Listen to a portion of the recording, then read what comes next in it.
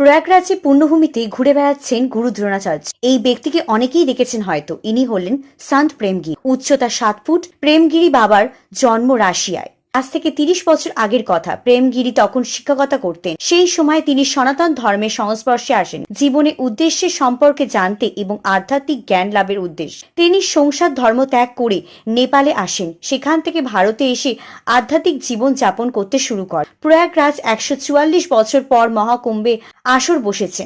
এই মহাকুম্ভ আসলে ভারতের ধর্ম এবং সংস্কৃতি মিলন ক্ষেত্র। প্রত্যেকদিন প্রায় 1 থেকে 1.5 কোটি মানুষ জনসমাগম ঘটছে এই প্রয়াগরাজ। আর এই মহাকুম্ভের অন্যতম আকর্ষণ হয়ে দাঁড়িয়েছে এই রাশিয়ান বাবা।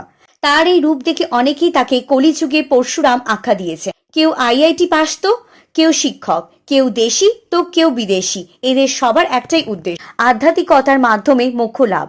আর প্রয়াগরাজে পুণ্যভূমি এখন মোক্ষ লাভের একমাত্র দ্বার।